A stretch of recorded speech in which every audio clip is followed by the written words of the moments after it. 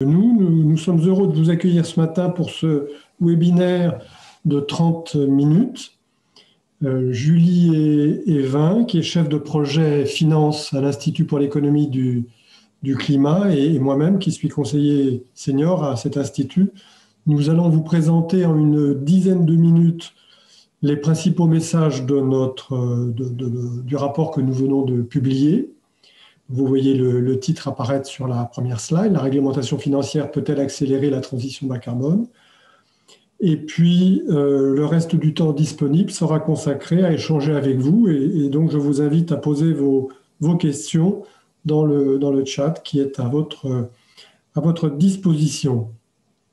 Voilà, donc sans plus attendre, on démarre. La slide suivante, s'il te plaît. Voilà, merci. Donc, pourquoi avons-nous réalisé ce travail avec Julie? Le point de départ, ce sont les deux défis climatiques du secteur financier. En effet, le secteur financier doit, face au changement climatique, il doit d'une part maîtriser les risques climatiques, vous savez, les risques physiques, les risques de transition, le risque de réputation. Et puis d'autre part, évidemment, comme toujours, le secteur financier doit financer l'économie. Et donc là, en l'occurrence, il doit financer le financement de la transition bas carbone. Or, ce que l'on constate, c'est que le secteur financier est encore assez loin d'avoir relevé ces deux défis climatiques. La maîtrise des risques, elle reste encore embryonnaire. Et puis, quand on regarde du côté du financement de la transition, en dépit du développement rapide de la finance durable, de l'investissement responsable, il y a encore un déficit d'investissement climat qui est très élevé, que l'on regarde au niveau français, au niveau européen ou au niveau mondial. Donc, dans ce contexte, la question que l'on s'est posée, c'est la réglementation financière peut-elle aider le secteur financier à relever ces défis, et en particulier peut-elle accélérer la transition? Alors, on constate depuis 2015 que de nombreuses initiatives ont été prises par les régulateurs et les superviseurs financiers, mais évidemment, les superviseurs et les régulateurs ont privilégié l'approche traditionnelle par les risques.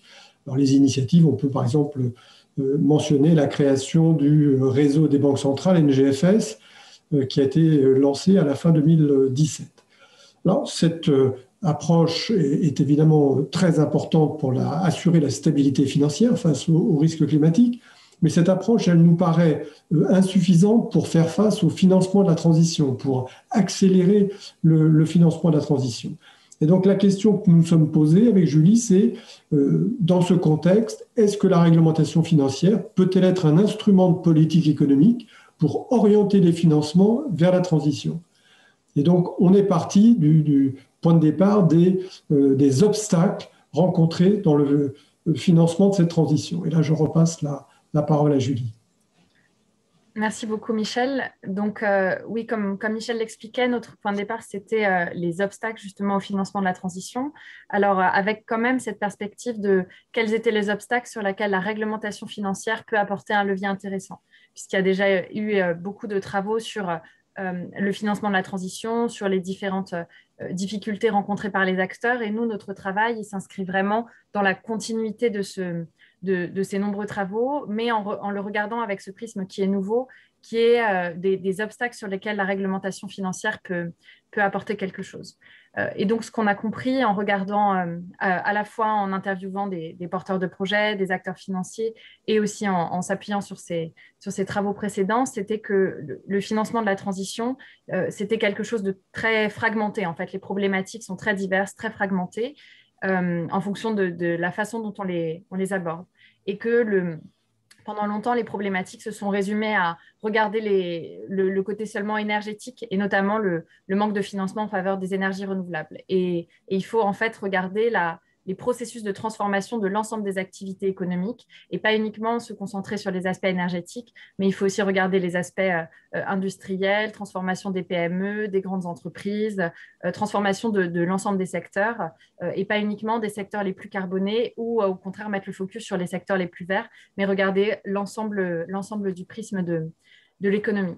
Et une fois qu'on a compris ça, il faut aussi comprendre que les problématiques sont en fait très, très spécifiques selon le positionnement de l'entreprise dans la transition. Donc, qu'on soit sur des activités très, très carbonées, des activités un peu moins carbonées auxquelles on peut penser comme les activités de service, ou au contraire des activités très vertes, les difficultés de financement ne sont pas les mêmes.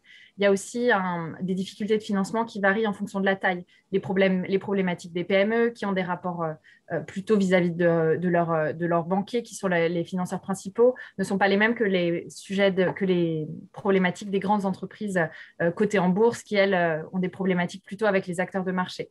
Les problématiques sont aussi différentes en fonction des secteurs d'activité. Et on a recensé 3 secteurs qui sont particulièrement pertinents pour la réglementation financière, en fait, qui sont les secteurs donc, des infrastructures, puisque ce sont les projets en infrastructure sont caractérisés par justement ces financements de long terme. Et donc, on y reviendra ensuite, mais de même pour les processus industriels qui demandent de fortes connaissances techniques et qui ont aussi ce côté de long terme, et aussi pour les sujets de construction et rénovation. Donc là, c'est un peu les 3 secteurs d'activité sur lesquels on a identifié des problématiques spécifiques. Et enfin, il y a le sujet de la localisation, puisque les compétences des acteurs financiers sont assez concentrées dans les grandes métropoles par rapport à un tissu économique qui, lui, est réparti sur l'ensemble de la France. Donc voilà un peu pour cette première partie sur les obstacles au financement. Et ensuite, donc, on a identifié 3 obstacles majeurs, en fait, dans ce paysage très fragmenté. On retrouve quand même 3 obstacles majeurs chez les acteurs financiers qui reviennent, qu'on interroge une PME ou qu'on interroge une grande entreprise. Il y a vraiment cette première famille d'obstacles qui est le constat d'un manque de compréhension de la part des acteurs financiers, quel qu'il soit, de qu'est-ce que c'est que le changement climatique, qu'est-ce que c'est que la transition et comment ça vient s'incarner pour une entreprise, comment une entreprise se place sur une trajectoire bas carbone, quand une entreprise est sur une trajectoire de transition. Et là, on voit que dans nos échanges avec des porteurs de projets, au niveau de leurs échanges avec les investisseurs, avec les partenaires bancaires, en fait, il y a vraiment un manque encore de compréhension, de formation de ces acteurs. Quand bien même il y a eu un effort qui a déjà été fait, on voit que ça n'est pas suffisant et c'est un obstacle aujourd'hui au financement de projets verts. Et ça permet aussi que des projets qui ne devraient plus trouver de financement aujourd'hui continuent à en trouver. Et là, on a un constat qui est un petit peu plus en décalage. On a le sentiment quand même que les acteurs bancaires sont un petit peu plus en retard par rapport aux acteurs de marché. Et c'est problématique, notamment parce que au regard du poids que représente le financement par les banques dans le tissu économique européen. Deuxième famille d'obstacles, c'est le manque de perspective vraiment à moyen et long terme des acteurs financiers. Donc, c'est un constat qui n'est pas nouveau, c'est critique d'une forme de court-termisme de la finance, mais c'est quelque chose sur lequel il faut agir et c'est notamment ce que McCartney avait appelé la tragédie des horizons entre des acteurs financiers qui pensent à relativement court terme et des projets de transition qui, eux, sont des projets à moyen et long terme. Et enfin, dernière famille d'obstacles, et là on s'est beaucoup appuyé notamment sur le rapport Canfin-Zawati qui en a fait sa problématique principale, ce sont des projets qui apparaissent comme insuffisamment rentables pour attirer les acteurs financiers, soit parce que la rentabilité n'est pas assez élevée, soit parce qu'elle intervient trop tardivement, soit parce que le risque perçu paraît comme trop important face aux rendements qui apparaissent trop faibles. Or, il y a un sujet également pour réussir à financer ces projets. Et là, on pense que la réglementation financière peut également apporter un levier. Donc, je vais vous présenter du coup la première famille de leviers sur lequel on a réfléchi. C'est donc justement venir agir sur cette compréhension de la transition. Et donc, on a on propose plusieurs outils, mais notre outil principal, c'est vraiment de venir renforcer les exigences de formation. Donc, ce sujet de la formation, il est abordé dans de nombreux rapports, mais pour nous, c'était important de le mettre en premier parce qu'il nous semble que quand on comprend le sujet, la suite se passe mieux et en fait, ce manque de compréhension est assez délétère. Donc, il nous a semblé qu'il fallait en fait agir à deux niveaux. D'abord, permettre de doter l'ensemble des acteurs financiers d'un socle commun en fait, de connaissances généralistes, donc acteurs de marché, acteurs bancaires, pour que quelconque entreprise puisse avoir un peu des échanges autour de ces sujets avec ses partenaires financiers. Et puis ensuite, il y avait un autre sujet qu'on a identifié, qui est qu'en fait, le montage de projets verts de transition requiert des compétences techniques, à la fois de techniques pures et à la fois de techniques financières qui sont assez particulières, puisque souvent, il faut imbriquer un mélange de subventions, un mélange de financement de dette bancaire et puis parfois de dette aussi obligataire. Voilà, donc des montages de projets ou parfois aussi avec du tiers financement qui requiert une technique financière qu'aujourd'hui, finalement, très, très peu d'acteurs financiers, en tout cas sur la place de Paris, disposent. Et donc, il y a un effet de rareté. Et on pense qu'il faut justement monter des formations spécifiques qui mélangent compétences en transition et compétences financières. Et ensuite, on propose différents leviers justement selon les acteurs. Selon les acteurs de marché, il y a le levier de la certification AMF. Donc, l'AMF a fait hier des annonces comme quoi ils allaient renforcer leur certification généraliste et créer aussi une certification spécifique sur la finance durable. Donc, c'est un pas qui est vraiment important, mais on pense qu'on peut aller encore plus loin en justement élargissant en fait, les métiers qui sont concernés par cette certification finance durable, puisqu'aujourd'hui, elle ne s'adresse qu'aux conseillers qui distribuent des produits et on pense qu'il faudrait qu'elle touche justement plus de métiers. Et on pense voilà, également qu'on peut aller un petit peu plus loin dans ce qui est demandé, puisque c'est un prisme qui est uniquement ce qu'on appelle ESG, donc environnement, social et gouvernance. Et on pense qu'un focus plus climat pourrait permettre de compléter cette certification. Pour les banques, on n'a pas ce levier de la certification AMF, mais on pense qu'il y a quand même différentes actions qui sont possibles pour les régulateurs et les superviseurs.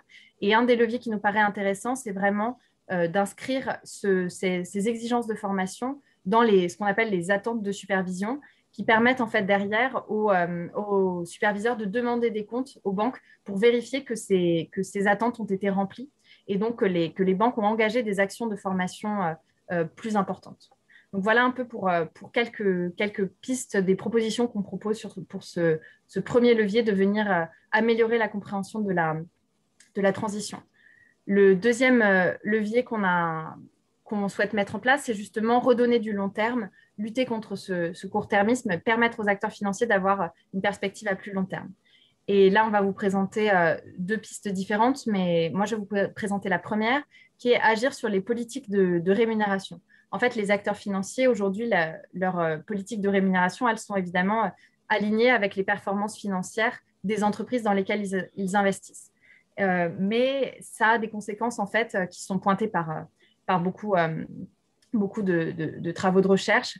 Ça a des conséquences assez délétères en matière de court-termisme et c'est notamment ce qui avait été mis en évidence après la crise de 2008 avec du coup on avait resserré un petit peu les contraintes sur les politiques de rémunération.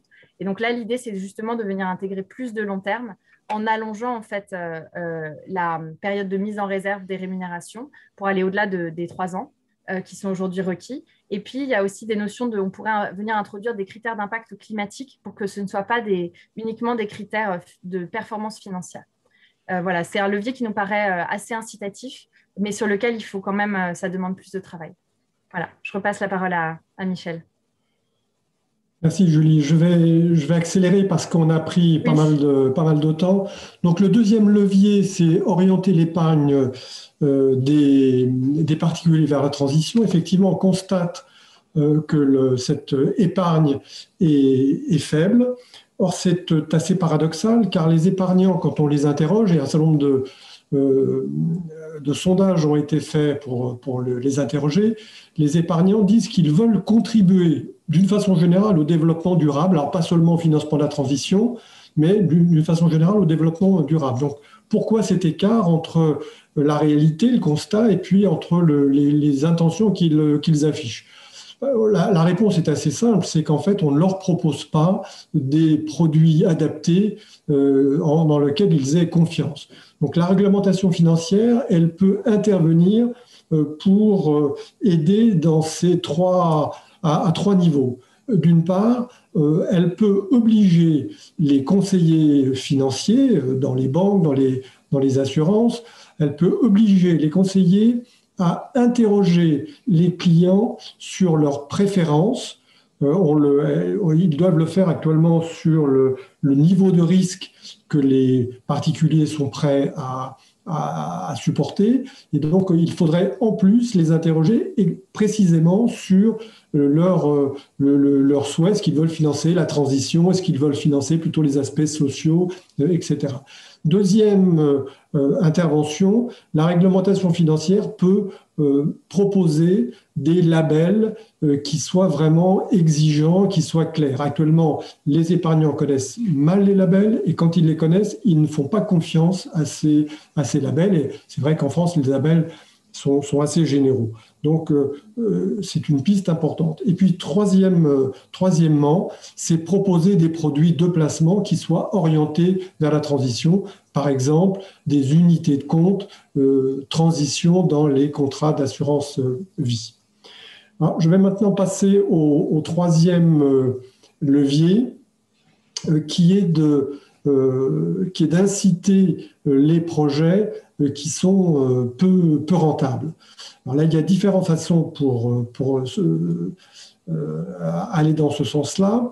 Et là, ce que je voudrais vous présenter, c'est l'utilisation de la réglementation prudentielle bancaire, qui est toujours un sujet très, très délicat, très discuté. Alors, il y a beaucoup de discussions actuellement sur l'utilisation du pilier 1 de la réglementation prudentielle, c'est-à-dire les exigences de capital minimum. Donc, c'est la discussion, on n'a pas le temps de rentrer dans le détail, sur le Green Supporting Factor, les Brown Penalizing Factor, etc. Nous considérons, et on l'explique dans le rapport, que ce n'est pas adapté, qu'il y a un certain nombre d'inconvénients, etc. Et donc, ce que nous proposons, c'est d'intégrer les enjeux climat dans le pilier 2 de la réglementation prudentielle bancaire, c'est-à-dire les dispositions qui obligent les banques à mettre en place des systèmes de gestion des risques en interne.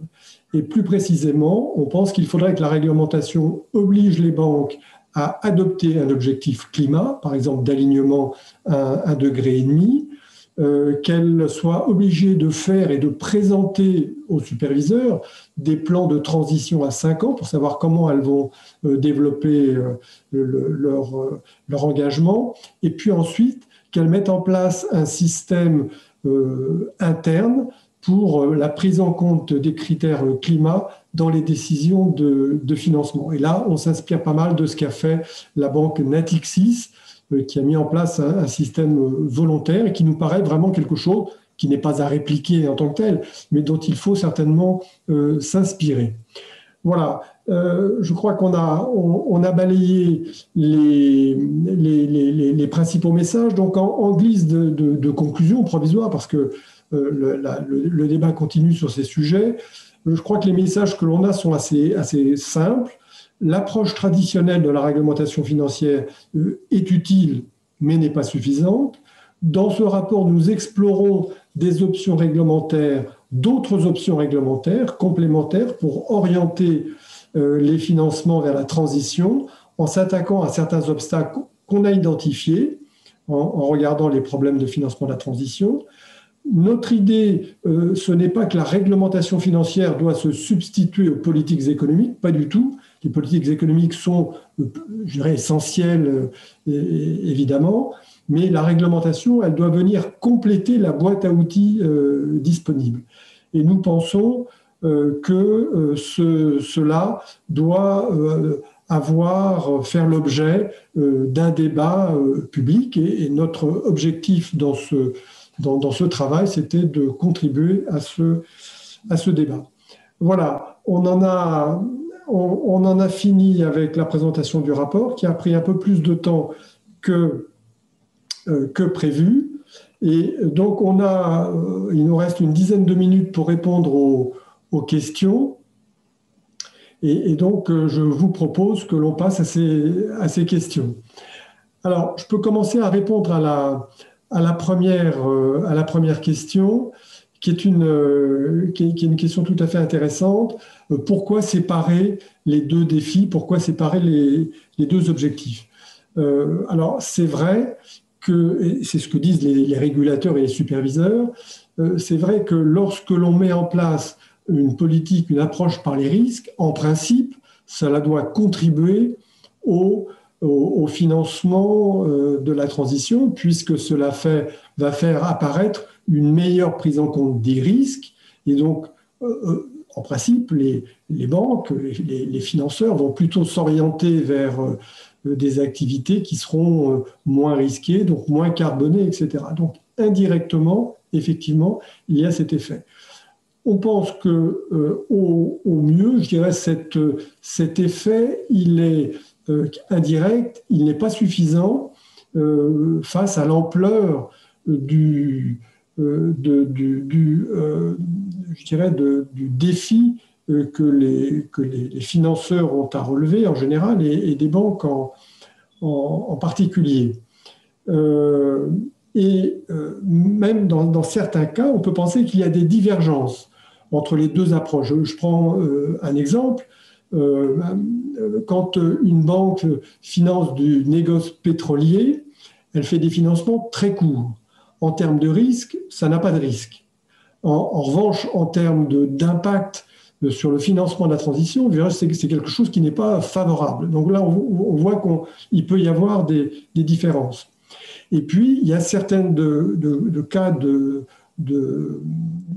on peut imaginer des situations où il y a une opposition entre les deux approches.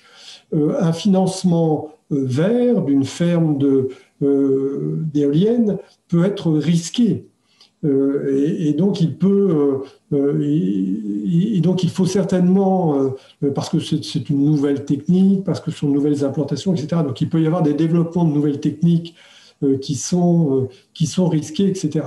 Donc, les deux approches peuvent diverger à certains moments et elles peuvent même être à certains moments contradictoires. Donc, c'est la raison pour laquelle il faut, à notre avis, bien dissocier les deux approches et utiliser vraisemblablement des outils différents pour suivre les deux approches. Ensuite, on a deux questions sur l'épargne. Peut-être qu'on peut les regrouper, Michel. Une Oui. sur quels sont les meilleurs produits d'épargne pour investir dans la transition et une sur est-ce qu'il n'y a pas justement une réglementation en cours qui oblige déjà les épargnants à prendre en compte leurs préférences en termes d'investissement durable. Oui, alors les meilleurs produits pour investir dans la transition écologique, alors, moi mon sentiment c'est qu'il y en a très peu. Il y a quelques fonds spécialisés qui vraiment proposent des produits financiers très adaptés, mais c'est pas, je dirais, pour le particulier. Le particulier, les seules choses qu'on lui propose, pour l'essentiel, ce sont des fonds ISR qui ont un certain nombre d'avantages, mais qui n'apportent pas véritablement de garantie sur le financement de la transition. Il y a quelques fonds qui ont le label Greenfin, mais qui est très contraignant, qui pour le coup là vraiment va en faveur du financement de la transition, mais il y a peu de produits grand public qui proposent ce label. Donc la réponse est qu'il y en a peu actuellement, et justement je pense que c'est l'objectif de l'écolabel, des travaux que fait la Commission européenne sur l'écolabel, qui va être d'avoir un label grand public qui permettra, nous l'espérons, de financer ou de signaler ce genre de produits. Mais il faut encore que les assurances, que les banques, que les asset managers proposent ce type de produits. Sur la réglementation peut-être déjà en cours pour les préférences? Oui, alors effectivement, il n'y a pas vraiment actuellement les directives MIFID, etc., demandent aux conseillers financiers d'interroger les clients sur leur leur connaissance en termes de produits financiers et sur le niveau de risque financier auquel ils sont prêts à prendre. Et c'est tout ce que fait la réglementation. Et donc vraiment l'idée, c'est d'obliger en complément, et la Commission européenne travaille là-dessus, de leur demander d'exprimer des préférences. Ce que nous craignons, c'est que le questionnaire qui va être mis en place soit un questionnaire très général qui demande des préférences en termes ESG. Est-ce que vous voulez financer des actions sociales? Est-ce que vous voulez financer des choses qui sont favorables à l'environnement en général, etc. Tout ça sont des choses très intéressantes et très, très utiles, mais ce n'est pas suffisamment précis pour vraiment orienter les clients vers des produits de financement de la transition. Donc nous, ce que nous recommandons, c'est que le questionnaire pose des questions très précises sur est-ce que vous voulez financer la transition bas carbone? Est-ce que vous êtes prêt peut-être à avoir des rendements un peu moins importants? Et une fois que ça est clairement indiqué, il y a une partie des épargnants, une petite partie, j'imagine, des épargnants qui seront favorables. Et à ce moment-là, l'idée, ce serait d'orienter ces épargnants vers ces produits spécialisés. Et une dernière question qui est pour toi aussi, de Séverin Fischer sur les banques. Peut-être qu'on peut revenir un petit peu sur ce que les banques pourraient faire de plus. Il met que la plupart des banques mettront en avant qu'elles ont déjà des dispositifs piliers 2, comme ce que tu évoquais, Michel. Qu'est-ce que Natixis fait de mieux? Est-ce que tu peux revenir un peu là-dessus? Alors, ce que Natixis fait bien, fait mieux, me semble-t-il, c'est qu'ils ont mis en place un système qui permet de donner à chacun des projets qu'ils vont financer ou à chacune des entreprises qui veulent financer une coloration qui va du vert foncé au marron foncé en fonction de la nature du projet et de la stratégie de l'entreprise. Et donc, systématiquement, il y a un travail d'évaluation de l'impact, je dirais, en matière de transition soit du projet, soit de l'entreprise, avec l'utilisation de toute une série d'indicateurs, etc. Et puis, il y a également la prise en compte, une évaluation de la stratégie de l'entreprise. Donc, Natixis a mis vraiment en place un système complet, systématique, qui permet de regarder et de donner une note, en quelque sorte, de transition à tous les financements qu'elle doit faire. Et on pense que c'est un bon système. Alors, il y a d'autres banques, Natixis n'est pas la seule à faire cela. Il y a d'autres banques, il y a le Crédit Agricole qui est en train de développer des choses comme ça. Je pense qu'il y a d'autres banques qui le font. Et donc, on ne pense pas que le Natixis soit le seul système disponible. Ce qui nous paraît important et ce que l'on propose, c'est qu'on pense qu'il faut aller plus loin. Il faut que les banques s'engagent à un objectif climat qui pourrait être soit neutralité zéro à 2050, soit un alignement de degrés, un engagement fort par rapport auquel on va les juger. Et il faut que le superviseur puisse suivre cela. Il faut qu'elle publie des plans, je dirais, à 5 ans, avec des objectifs intermédiaires, parce que ces objectifs sont des objectifs à long terme, donc qui permet de suivre les progrès qui sont faits. Et puis, donc, il faut qu'elle mette en place un système, je dirais, crédible, qui corresponde à leur business model, qui peut être ce qu'a fait Natixis, qui peut être ce que font d'autres banques, mais système qui soit suffisamment crédible pour qu'on sache qu'elles seront à même de respecter les engagements ou d'atteindre les engagements qu'elles ont pris. Et on pense qu'il faut au niveau un peu macro, il faut qu'il y ait des indicateurs du style